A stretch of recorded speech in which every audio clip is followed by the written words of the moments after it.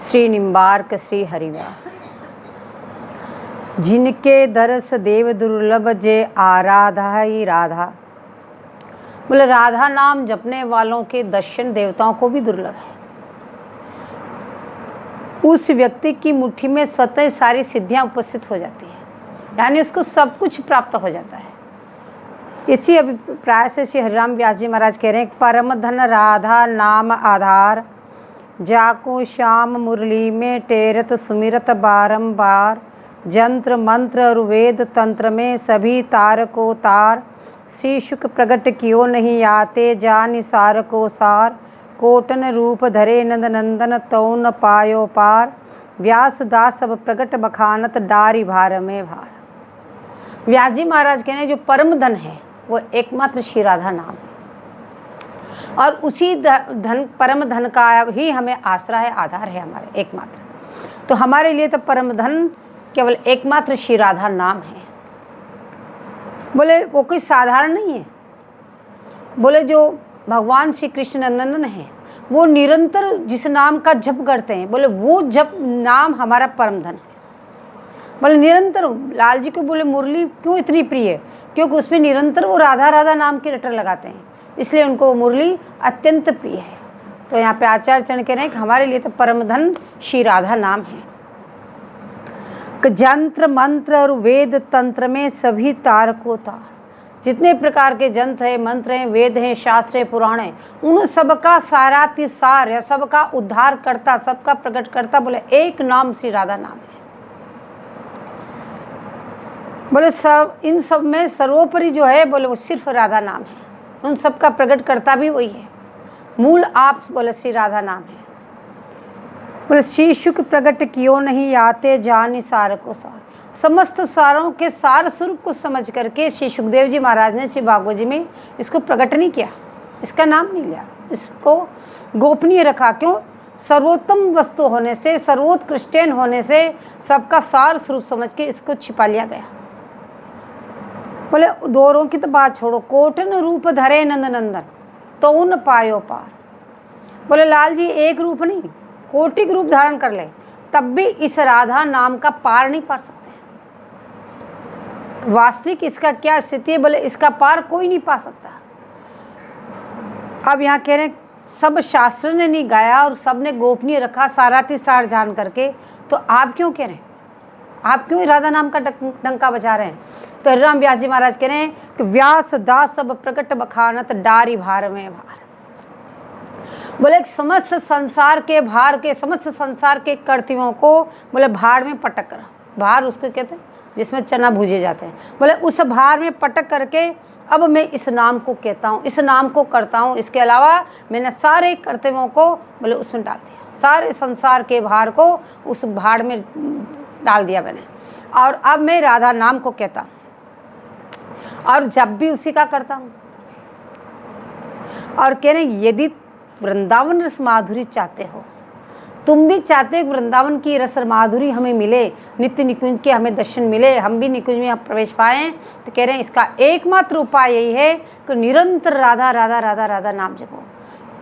क्यों? निकुंजवेश्वरी की कृपा से ही आप निकुंज में जा सकते हैं। अब कह रहे हैं कि श्री भागवत से सर्वाराध्य वस्तु श्री राधा। भागवत जी में ये निरूपण किया सर्वोपरि वह ललन की आराधन व सचरिक और वन का पोषण करती है।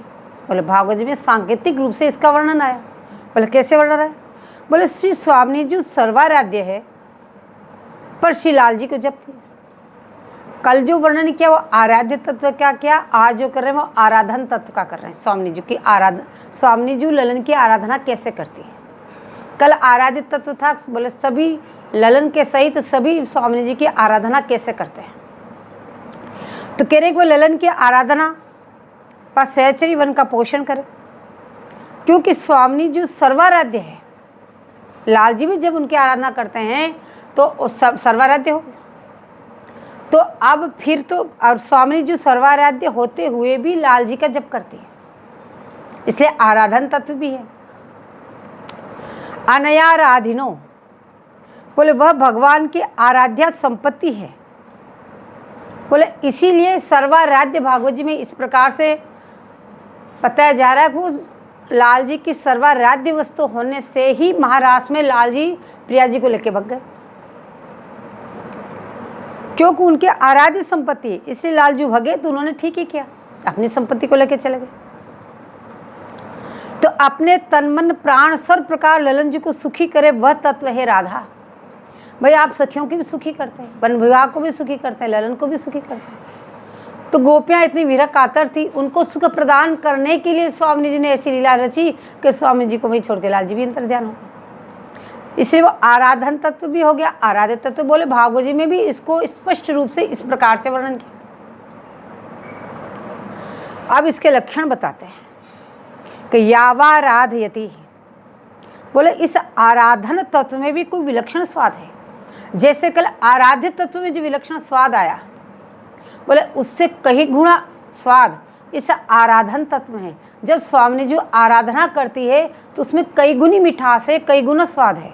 आराध्य तत्व में तो सभी उनकी आराधना कर रहे हैं, वो तो ठीक है, लेकिन जब स्वामी जी ललन की आराधना करती है, बोले उसमें तो अनेक प्रकार का विलक्षण स्वाद है। यद्यपि सर्वाराध्य वस्तु है ही स्वामी जी सर्वाराध्य है, परंतु दोनों ही स्वरूप रसरूपो रसायन है। जिस रस के वो हैं उसी रस का वो पान करते हैं, इससे रसरूपो रसायन। और रस के आस्वादी भी हैं, एक रस है तो एक रसिक है। बोले रस कौन है, बोले रस स्वामी जी हैं। उस रस का पान करने वाले लाल जी रसिक है। अब यह आराध्य आराधिता तत्व की बात है। अब यहाँ जो आपको समझे जा रही है, एक तो आराध्य तत्व, एक आराधिता, आराधक समझ लो। तो पूर्व प्रसंग में आराध्य तत्व खूब अच्छी तरह से समझाया है। अब इसमें आपको आराधक तत्व समझा रहे हैं। अब रस स्वरूप होते हुए भी दोनों रस का पान करते हैं। अब ऐसा तो नहीं दोनों ही रस रूपो रसायन है तो दोनों ही रस का पान करते हैं। यदि एक ही स्वरूप हो आराध्य स्वरूप, तो इसका मतलब स्वामी जी रस का पान नहीं करती। तो अगर ये ऐसा सोचा जाएगा तो वो उल्टा हो जाएगा। तो इसलिए दोनों ही रस का पान करते हैं। यदि स्वामी जी को रस की पीने वाली न को, तो जो रस पान करने की माधुरी का जो एक गुण है वो कम हो जाएगा। जो सर्वगुण समलंकृता है उसमें एक गुण की कमी हो जाएगी। यदि स्वामी जी रसपान नहीं करती, इस बात को आप स्पष्ट करते हो, तो ये बात तो बनती नहीं कि स्वामी जी सर्वगुण जितना रस का दान करती है, बोले उससे कहीं अधिक पान भी करती है। तो स्वामी जी में एक गुण है, उसकी कमी आ जाएगी, दोष आ जाएगा। तो इसलिए दूसरा तत्व श्री ललन जी को आराधना करने वाला पक्ष देखना चाहिए। वो तत्व भी समझना चाहिए कि ललन जी की आराधना स्वामी जी कैसे करती है, लाल जी ने कैसे की, वो अब तक आपको समझा दिया कि लाल जी कैसे कैसे आराधना करते हैं। अब स्वामी जी कैसे आराधना करती, जब स्वामी जी लाल जी की आराधना करती तो उस समय स्वामी जी का स्वरूप आराधक होता है। तो प्रिया जी रस की विषय है और रस की लालसा पूर्ण करती है। जितनी भी लाल जी के मन में रस पान करने की वासना है, लालसा है, उस सब को बोले प्यारे जी उसको पूर्ण करती है। और श्री ललन जी रस के आशय हैं। अब प्रिया जी तन मन प्राण सब कुछ दे देती है, कोई बाकी नहीं रहती। रक्त ललन के लिए अपने तन मन प्राण सब समर्पित कर देती है। बोले इसमें क्या रसास्वादन है, बोले इस प्रकार से तन मन प्राण समर्पण करके जिस रस का पान स्वामी जी करती है, तो कह रहे वो कौन सा रस है, इसमें कौन सा आस्वादन आता है। तो उस बात को बताते हैं।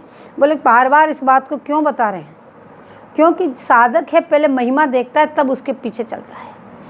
तो पहले उसको महिमा चाहिए, इसकी महिमा क्या है, इसकी महिमा क्या है, इसकी महिमा क्या है। तो स्वामी जी की आराध्य तत्व में जितनी महिमा है, इसलिए पहले आराध्य तत्व को बताया ताकि साधक के हृदय में दृढ़ता आए, दृढ़ता से वो नाम जप सके। यदि इस तत्व की वास्तविक में महिमा न बताई जाए, केवल यूँ ही कह दिया जाए स्वामी जी से प्रेम करो, राधा राधा जपो, कह रहे हैं कि यहाँ साधक तो महिमा देखे के ही नाम जपेगा, ऐसे कोई नहीं।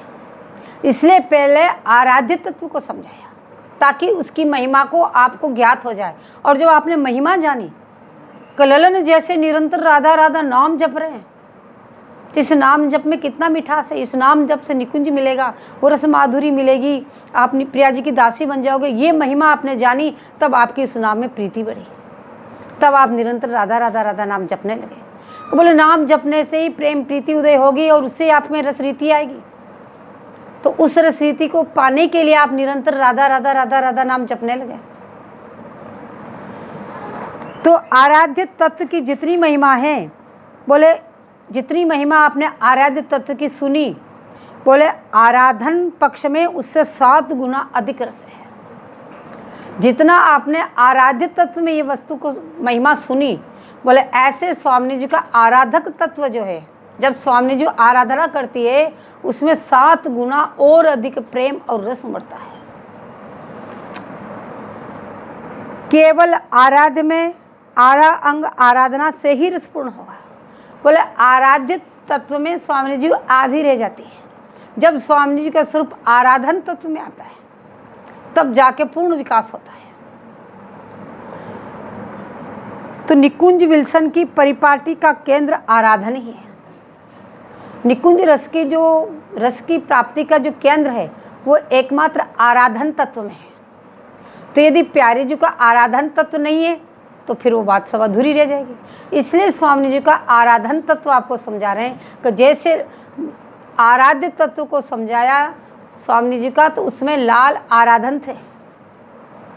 अब इसमें जब प्यारी जी का आराधन तत्व समझा रहे हैं तो लाल आराध्य तत्व है। तो लाल की कैसी आराधना करती है उस तत्व को समझा रहे हैं। बोले निकुंज की विल्सन की परिपाटी का केंद्र आराधन है। जो निकुंज रस जितना भी विलसा जाता है, बोले वो सब आराधन तत्व से, आराध्य तत्व से रस नहीं विलसा जाता है। निकुंज में जो रस विलसा जा रहा है वो दोनों का ही आराधन तत्व से ही विलसा जा रहा है, बोले आराध्य तत्व से नहीं। तो जो श्री स्वामी जी प्रिय और श्री लाल की रात दिन आराधना करती है, बोले प्यारी जी अपने प्रीतम ललन की बोले रात दिन आराधना करती रहती है। बोले कैसे करती है? बोले ब्रजरस में भी और ब्रजरज माधुरी के प्रकाशक और ब्रज में लाल जो विषय हैं पर यहाँ आशय हैं।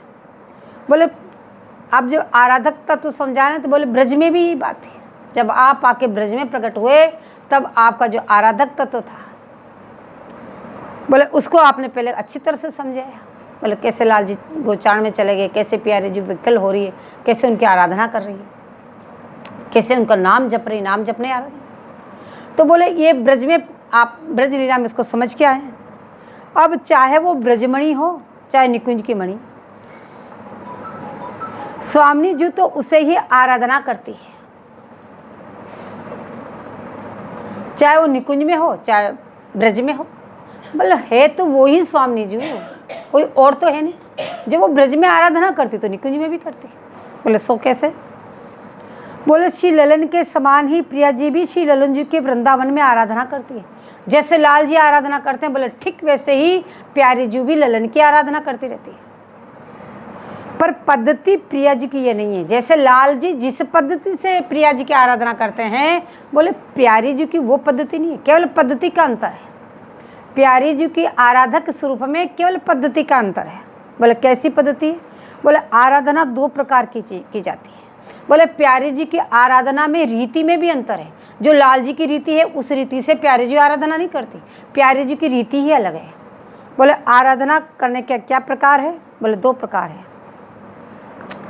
पुष्प चंदन परिक्रमा आदि तो कायिक आराधना होगी, और नाम जप और पाठ करना वालों के वाचिक आराधना होगी, और ध्यान और मानसिक आराधना होगी। ध्यान करना, उनका चिंतन करना, मनन करना, ये मानसिक आराधना होगी। तो लाल जी तो तीनों प्रकार की आराधना करते हैं। लाल जी तो कायिक वाचिक मानसिक तीनों सेवा करते हैं स्वामी जी की, किसी में भी कमी नहीं रहती। पर स्वामिनी जी की जो परिपाटी है ठीक इसकी उल्टी है, एकदम विपरीत है। ऐसा नहीं कि वो जपती नहीं, जपती भी है, ध्यान भी करती है, और ठीक है, पर आराधना ब्रजमणि की ही करती है। ब्रजमंडल में तो ब्रजमणि की आराधना करती है, और ब्रज में भी करती है और निकुंज में नहीं करती, ऐसा अर्थ मत कर लेना। यहाँ बाबा महाराज समझा रहे हैं, बोले नहीं वो तो प्रकट होते ब्रज लीला की बात होगी, निकुंज में तो ऐसा नहीं करती। यहाँ कहना है कि ऐसा नहीं सोचना, बोले वहाँ से रसास्वादन से वंचित नहीं है। जो रस यहाँ आस्वादन कर रहे हैं वही वहाँ का आस्वादन कर रहे हैं। वो कोई किसी रस से वंचित नहीं, कोई भी किसी भी एक गुण की भी कमी नहीं है, सर्वगुण संलंकृत है स्वामी जी। अब यहाँ पे समझा रहे हैं कि अरे देखो ब्रज और निकुंज का झगड़ा मत लाओ आपस में। कहो तो ब्रजेश्वरी है, हमारी तो निकुंजेश्वरी है, और हमारी तो और निर्मित निकुंजेश्वरी है। बोले ऐसा झगड़ा मत लाओ बीच, बिल्कुल ही मत में। बोले ब्रज और निकुंज के बीच में लाल जी और प्रिया जी तो वो ही हैं, कोई दूसरा आया क्या? वो ही निकुंजेश्वरी ब्रज में आके प्रकट हुई, कोई अन्य तो है नहीं। तो इसका झगड़ा क्यों लाते होगा? तुम्हारे तो ब्रजेश्वरी, हमारे निकुंजेश्वरी। बोले ऐसा झगड़ा कतई मत करना, क्योंकि दोनों प्रकार की लीलाएं भी नित्य है। निकुंज से जब ब्रज में दोनों आ गए, जब युगल किशोर जी निकुंज से ब्रज में आए, और किसके लिए आए? केवल एकमात्र रसिकों को रसदान करने के लिए आए, इस पूरे ब्रजमंडल को रससिक्त करने के लिए आए, लता पता खग मृग सबको रस से रसायित करने के लिए आए। और तो अगर वो केवल रसदान करने के लिए निकुंज से आए, और तो कोई प्रयोजन था नहीं। तो इस ब्रजरस का तुम भी सम्मान करते हुए चलो। जब प्रियालाल ने इतना किया तो तुम इस झगड़े में क्यों पड़ते हो? बोले जैसे बड़े अपने चलें, जैसे बड़ों का मतलब जैसे अपने आचार्य चरण चलें, उसी पद्धति पे तुम भी चलो, क्योंकि यह रस का केंद्र है। समस्त रस यहीं से प्रभावित होते हैं, यहीं से प्रवाह चल रहा है। बोले ये बात तो तुम सबको माननी ही पड़ेगी, नहीं तो रस आया कहाँ से? बोले इसीलिए श्री हित जी महाराज, श्री बड़देवाचार्य जी महाराज ब्रज निकुंज को अनेक और एक करके गाया, एक काम एक। कभी ब्रज लीला गाते हैं तो कभी निकुंज लीला गाते हैं। तो अपनी, लेकिन तुम अपनी वस्तु में अटल रहो, पर इसके लिए झगड़ा मत करो कि तुम्हारा निकुंज रस है, हमारा ब्रज रस है, तुम्हारा ये तुम्हारा ये तुम्हारा ये, ऐसे झगड़ा मत करो। बोले अपने इष्ट के स्वरूप को, चाहे वो निकुंज हैं चाहे वो ब्रज मणि में आ गए, बोले दोनों को समान समझो, उनमें भेदभाव कतई मत करो। बोले उनको भी अपने इष्ट स्वरूप ही समझो, सब इष्ट को अपने इष्ट के स्वरूप समझो, और अपने आचार्यों के स्वरूप को सभी आचार्यों के स्वरूप समझो। ऐसे नहीं कि तुम्हारे में तो रस है और हमारे में रस है, तुम्हारे में नहीं। तुम्हारे आचार्य ऐसे, हमारे आचार्य नहीं होते थे, रस ही नहीं प्रकट होता, तुम्हारा ने नहीं किया, हमारा ने किया। यहाँ कह रहे हैं कि ऐसे बिल्कुल मत करना। बोले ऐसे अगर तुम सब ब्रज ठाकुर को, निकुंज ठाकुर को एक करके मानोगे कि वो ही ठाकुर है, सभी आचार्यों के अपने आचार्य मानोगे, बोले तो पार हो जाओगे, निकुंज में प्रवेश हो जाएगा तुम्हारा। और नहीं तो बोले माया के चपेट में आ जाओगे। बोले ये क्या है? अब महात्मा बन गए आपस में, अब उस और किसी चीज़ के लिए तो लड़ाई झगड़ा रहा नहीं। बोले अब यही रह गया। बोले ये क्या? ये भी माया का थपेड़ा है। बोले ये भी माया का चक्कर है कि ये ब्रजमणि निकुंजमणि, ये तुम्हारे में रस, हमारे में रस, हमारे में रस तुम्हारे में नहीं, वो हम जाएंगे वो नहीं जाएंगे। बोले ये सब माया के चपेट है। तो निकुंज में सभी आचार्य वहाँ सखी रूप से विराजमान है।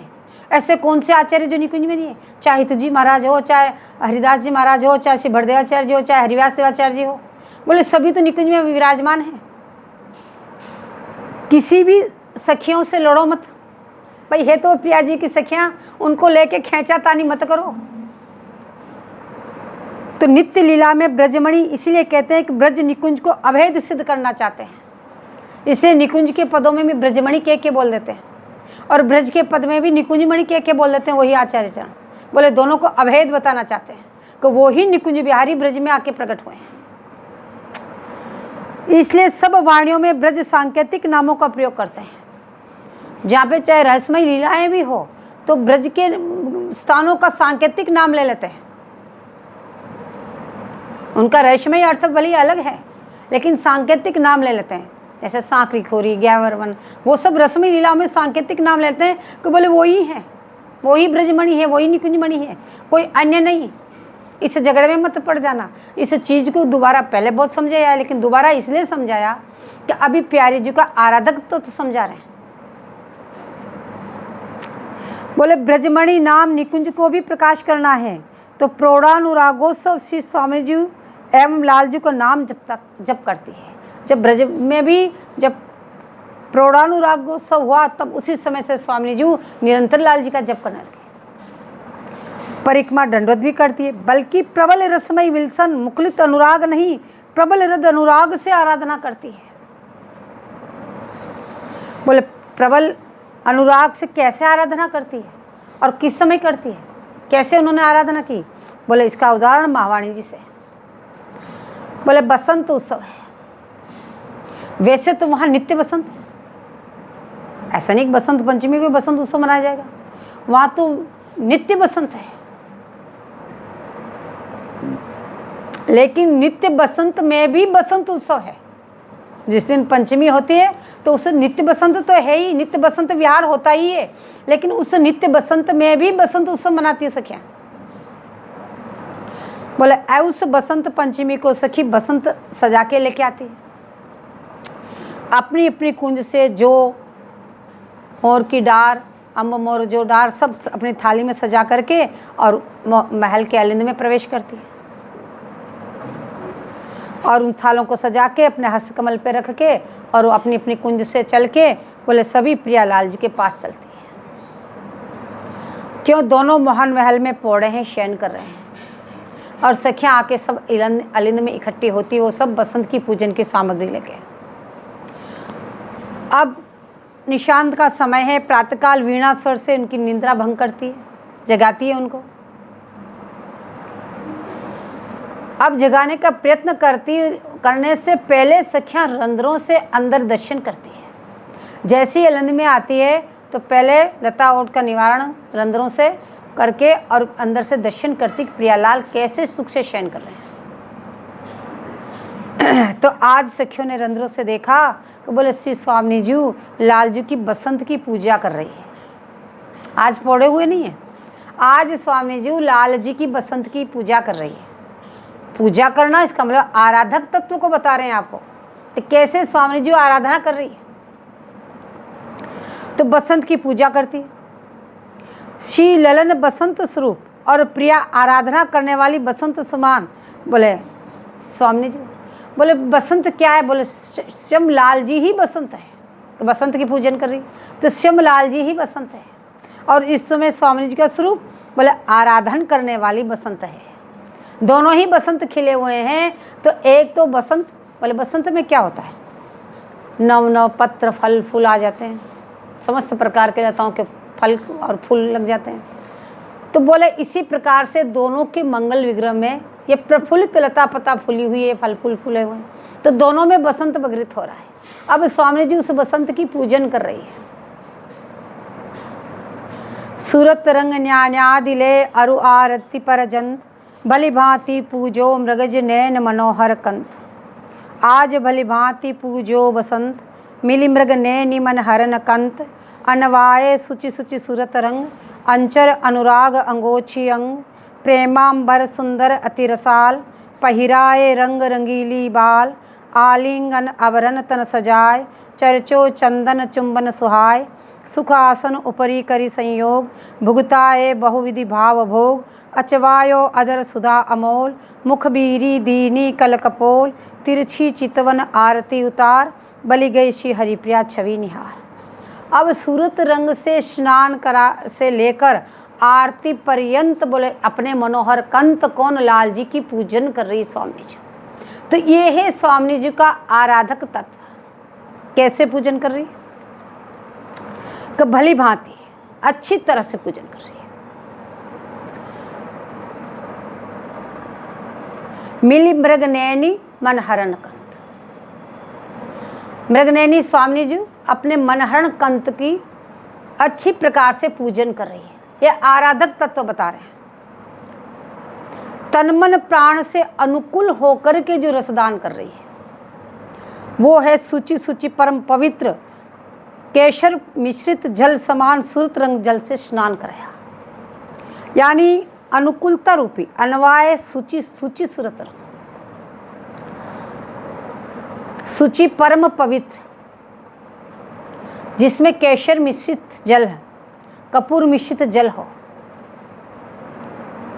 केशर मिश्रित जल है, केशर रति रंग। उस रंग से मिश्रित जल और तन मन प्राण से सर्वथा अनुकूल होने से, 2 बार सूची आया ना, अनुकूल होकर के बोले ऐसे सुरत रंग से लाल जी को स्नान करा रही है। पूजन में पहले स्नान ही कराते हैं, तो प्यारी जी भी ऐसे तन मन प्राण से सर्वथा अनुकूल होकर के परम पवित्र सुरत रंग का जल, जिसका केशर मिश्रित जो कपूर मिश्रित जल होता है वो परम पवित्र, उसको शुचि बोले उससे लाल जी को स्नान कराया। और अंचर अनुराग अंगोछी अंग, जब स्नान कराया तो मंगल विग्रह को पहुंचना भी है। तो यहाँ कह रहे हैं उसमें कृपालुता करुणा की सुगंध भरी हुई है। जिस सूरत रंग से जल से स्नान कराया उसमें क्यों कराया, इस प्रकार से तन मन प्राण से अनुकूल होके उसमें कृपालुता और करुणा की सुगंध भरी हुई है। और जब स्नान के बाद लाल जी के प्रति जो दैन्यपूर्ण अनुराग उदय हुआ, अंचर अनुराग अंगोछी, अब दैन्यता को धारण करके अनुराग उदय हुआ, क्यों आराधक स्वरूप है इसलिए दैन्यता को दिखाया।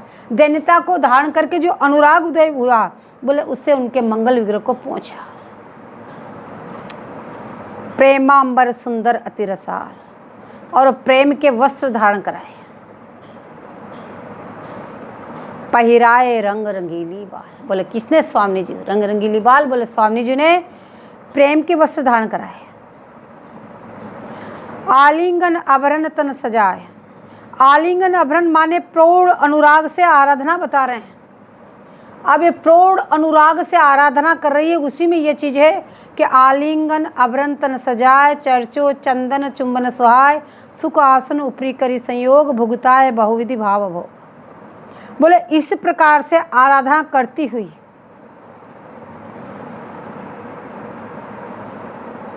अचवायो अदर सुधा अमोल, मुखबीरी दीनी कल कपोल, और तिरछी चितवन आरती उतार, बली गई श्रीहरि प्रिया छवि निहार।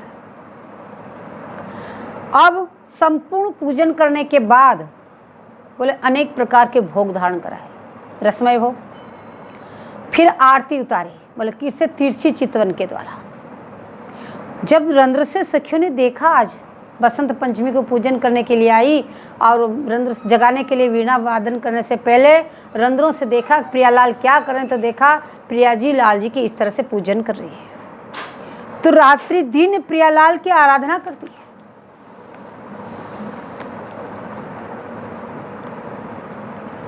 वल्लवीसु वलरी, ये छठा महावाणी जी में से ही वर्णन करते हैं। ये जो श्लोक में वलरीसु वलरी आया, बोले ये छवि छठा केवल इसका वर्णन महावाणी जी में है। इस प्रकार से बसंत बगरित हुआ, बोले ये छठा केवल महावाणी जी में। यहाँ निकुंज में दामिनी बरसती है और मेघ भीजता है, इसलिए का उल्टी रीति है, स्वामी जी के पूजन की उल्टी रीति है। और अन्यत्र कहीं दामिनी नहीं बरसती, मेघ बरसता है। और यहाँ कहने दामिनी बरस रही, मेघ भीग रहा है। बोले कैसे भीग रहा है, चिताकर्षणी चंचला वर्षणी घन रस प्रेम। और जयति नित्य नागरी निपुण रसिक मनी तन है, जयति नव नित्य नागरी निपुण राधिके, रसिक सिर मोरी मन मोहिनी जू, चारु छवि चंचला चिताकर्षणी वर्षणी प्रेमगन मोहिनी जू, सहज सिद्धा प्रसिद्धा प्रकाशिका प्रभा, दिव्यवर कनक तन मोहिनी जू, स्वामिनी सुखद श्री हरिप्रिया विशद जस, प्राण की परम धन मोहिनी जू। बोले इस पद में, सुर सुख का पहला पद है, बोले इस पद में स्वामिनी जू यानी चंचला बरस रही है, दामिनी बरस रही है और मेघ भीज रहा है। दामिनी कौन है, स्वामिनी जू, मेघ लाल जी। बोले क्या हो रहा है यहाँ पे, प्यारी जू विपरीत रस का दान कर रही है, इस तरह से ललन का पूजन कर रही है। बोले इस महावाणी जी में न्योछावर तो देखें कैसे न्योछावर हो रही है, यानी कितनी उमंग से रसदान कर रही है।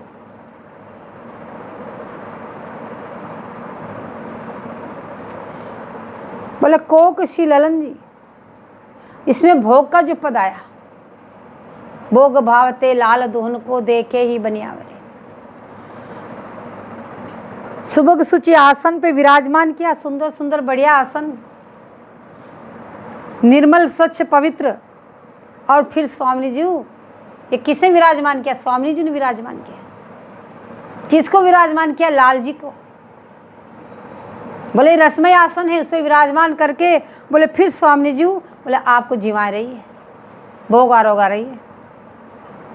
बोले जो जो चहत लहत सो सोई, रची रसोई रामारी। जिस जिस रसपान करने की उमंग है उसी उसी रस का दान कर रही है, क्योंकि इस रसोई को रसने वाले कौन है? बोले रामारी साक्षात स्वामी जी है, कोई अन्य नहीं।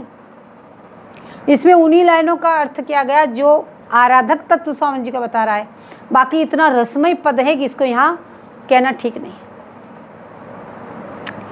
जहाँ पे ऐसे पूजन और ऐसे भोजन होते हैं, बोले उसकी कहना क्या? बोले वो स्वरूप है स्वामी जी का आराधक तत्व।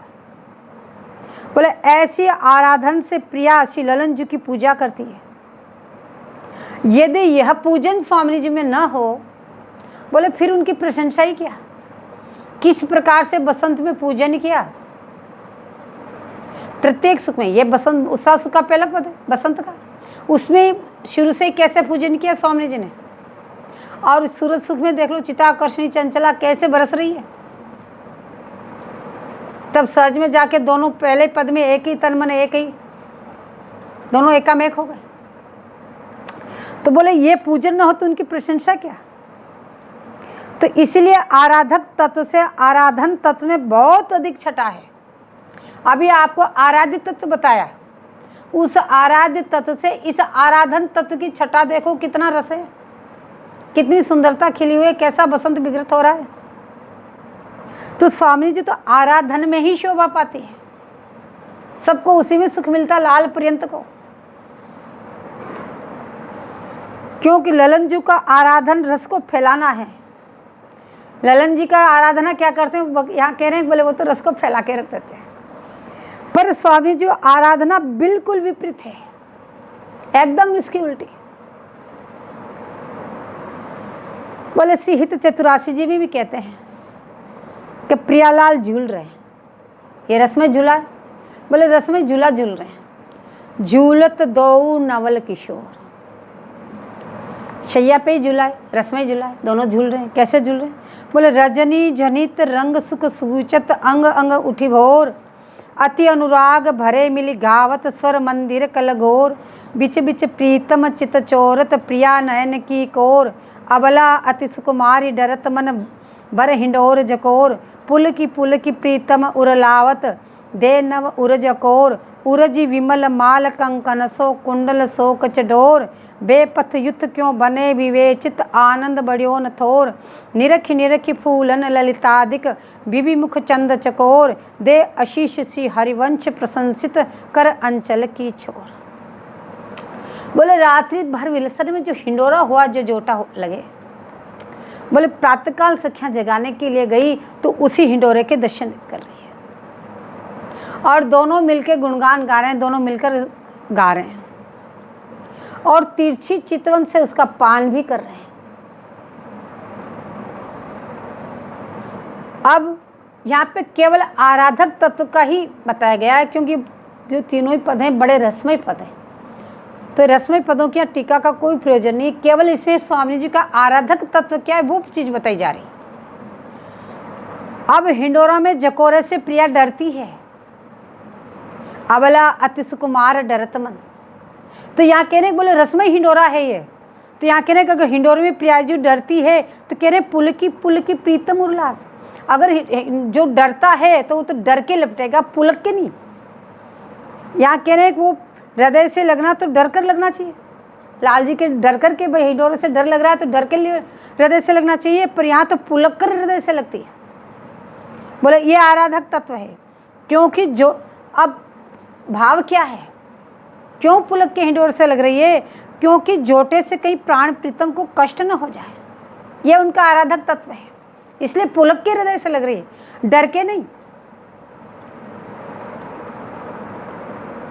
बोले देव नव उरज अकोर, इस अकोर से पता चल रहा है कैसे वो आराधना कर रही यह आराधना प्रत्यक्ष दिखाई दे रही है। इस छटा को देखकर सखी आशीर्वाद देती है कि यह छटा ऐसे ही बनी रहे, ऐसे ही बनी रहे, निरंतर दे आशीष सी हरिवंश प्रसिद्ध, निरंतर ऐसे ही रस विहार करते रहो, ऐसी छवि छटा के हमको दर्शन होते रहे, ऐसे आशीष देती है। अब यह छटा ऐसी बनी रहे, ऐसे कह करके बताते हैं कि प्रीति रीत और रसरीति आपने दोनों को विस्तार किया। पूर्व प्रसंग में आपको प्रीति की रीति बताई, उसके बाद में रसरीति बताई। बोले आपने दोनों चीज़ों का विस्तार किया। पहले प्रेम रीति ब्रज में प्रकट होकर के प्रेम रीति का विस्तार किया, फिर रसरीति का विस्तार किया। तो प्रेम रीति को रसरीति में मिलाना नहीं है। ऐसे नहीं प्रेम रीति और रसरीति दोनों को मिला के गड़बड़ कर लो। तो प्रेम प्रीति क्या है कि नंद के लाल हरिओम मनमोहर, ये प्रेम प्रीति जो विरह अवस्था है। बोले स्वामी जी अपने महल में विराजमान है और एक मोतियों की माला फिरोरी लाल जी आएंगे तो उनको धारण कराऊंगे।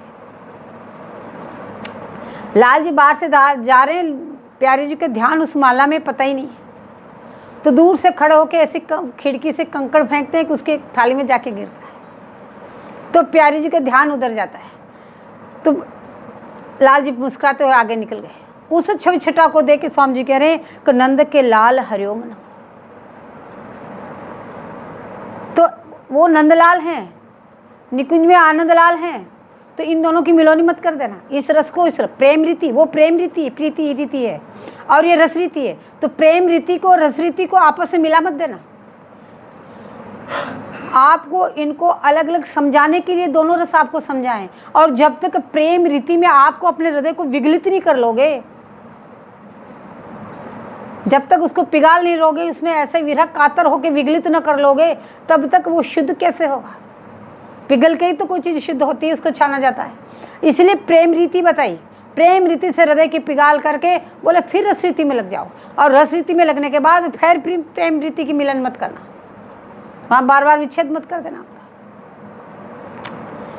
प्रेम प्रीति रसरीति दोनों को समझो, पर दोनों में सेवक जी रसरीति को निज धर्म कहते हैं। उनको समझो दोनों को, प्रेम रीति क्या है, रस रीति क्या है। प्रेम रीति से अपने हृदय को विगलित करो, लेकिन जो भजन की परिपाटी है बोले वो रस रीति है, वो निज धर्म है आपका रस रीति का, इस रस विल्सन का। उपयुक्त तीनों पद में जिस प्रकार से रस विल्सन बताया, बोले ये रस रीति है और ये रस रीति आपका निज धर्म है। प्रेम प्रीति, तो फिर ये प्रेम प्रीति किसके लिए? प्रेम प्रीति साधक की प्रथम अवस्था के लिए। जब साधक इस मार्ग पे चलता है तो प्रेम प्रीति को से ही उसका हृदय विगलित होता है और वो प्रीति बढ़ती है। जब प्रेमांकुर हृदय होता है, जब प्रीति बढ़ती है, तब उसका रस रीति में प्रवेश होता है। इसलिए प्रेम प्रीति का इतना विस्तार से वर्णन किया। पूर्ण अवस्था में रस रीति ही सुरीति है। जब प्रेम प्रीति के द्वारा पूर्ण प्रेम हो गया, तब आपको रस रीति में चलना है, और जो रस रीति है बोले यही सुरीति है, इसी रीति के अनुसार आपको चलना है। और जब वो रस रीति आगे बढ़ती है तो क्या होता है? श्यामा श्याम एक संग दोई, तीन बिच तनकन अंतर होई। एक क्षण के लिए दोनों अलग नहीं होते हैं। स्नान कुंज में आए दो, मणि चौकी पधर आए दो, एक ही चौकी पे विराजमान होके स्नान करते हैं, एक क्षण के लिए अलग नहीं होते। ये रस रीति है। ऐसे नहीं प्रेम प्रीति समझ के रोज दोनों को विरह कराता है, बोले नहीं, वो तो केवल आपको हृदय को विगलित करने के लिए, इसलिए वो ब्रज में आए। उस तरह से आपके हृदय को विगलित करके आप में प्रेमांकुर उदय करने के लिए। अब आप जब आगे बढ़े, अब रस रीति में प्रवेश किया, तो फिर तो वहाँ पे श्यामा श्याम एक संग दो, निरंतर संग में है, किसी भी अवस्था में अलग नहीं है। तीन बिच तनकन अंतर हो, जहाँ पलकांतर का अंतर भी असहनीय है, तो अलग अलग कैसे हो सकते हैं? क्योंकि प्रेम प्रीति में विच्छेद है। एक रस जब रहेगा तो अन्य रस दब जाएंगे अपने आप। जब आप रस रीति में एक रस में उनको निरंतर निमग्न रख करके आप उपासना करेंगे तो अन्य रस अपने आप ही दब जाएंगे। जहाँ वात्सल्य, वहाँ सख्य आदि वहाँ पे न तो वात्सल्य है, न सख्य है, न दास्य है, न कुछ भी नहीं। निकट प्रवीण कोटि कामिनी कुल में प्रेम की प्रीति की मर्यादा है, जैसी भागवत में है वैसी चतुरासी के भाव हैं। चल ही किन मानिनी कुंज कुटीर में शिव प्रेम प्रीति का वर्णन किया है। राधा संग बिना नहीं श्याम, यह रसरीति है। श्याम बिना नहीं राधा नाम। बोले राधा नाम क्या है? बोले युगल नाम है, दोनों का युगल नाम राधा है। राधा नाम में दोनों का नाम आ जाता है, इसलिए सभी रसिकाचार्य कहते हैं कि राधा राधा राधा राधा नाम जपो। इस राधा नाम में दोनों युगल किशोर जी का नाम है, युगल नाम है राधा नाम। बोले कैसे? बोले रा माने निखिल वस्तु के दान की समता।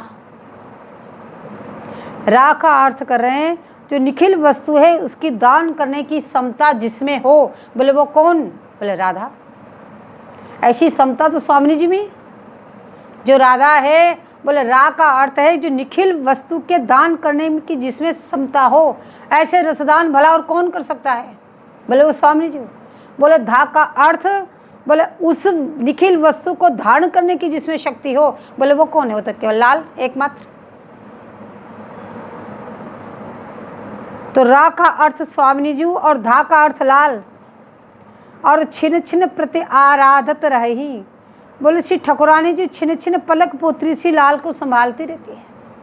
उपयुक्त पदों में समझाया आपको कि किस प्रकार स्वामिनी जी ललन की पूजन करती है, कैसे आराधक तत्व है, किस प्रकार से उनको संभालती रहती है। बोले इत्यादि इत्यादि रास में, हिंडोरा में, बसंत में, होली में, हर लीलाओं में आप देखो कैसे स्वामी जी लाल की आराधना करती है और कैसे लाल को संभालती है।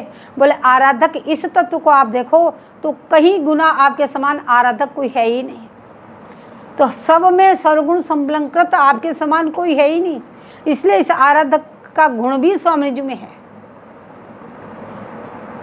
बोले इसी सुख को पाकर श्री ललन जी बोले राधा राधा जप करते हैं। जब इस सुख को प्राप्त किया ललन ने तो बोले इस सुख की प्राप्ति करने के लिए कल के प्रसंग में आया कि लाल जी के रूप पे स्वामी जी नहीं रिझी, उनके गुणों पे स्वामी जी नहीं रिझी। बोले लाल जी के राधा राधा जपन पे रिझ गई और अपन को सब दे दिया। ऐसी स्वामी जी बोले लाल जी ने भी इतना राधा राधा जप क्यों किया? बोले इसीलिए क्या कि इसी सुख को प्राप्त करने के लिए जो आराधक तत्व से स्वामी जी सुख प्रदान कर रही है, विपरीत रस का जो दान कर रही है, इस सुख की प्राप्ति के लिए बोले निरंतर लाल जी ने राधा राधा राधा नाम का गायन किया। बोले वास्तव में यही सुरीति है जिसको रीति कहते हैं ना, तो कुरीति और सुरीति। तो सुरीति यही है नाम जापन की। अब लाल जी क्यों जपते हैं? ललन जी इसलिए जपते हैं कि वस्तु मिले,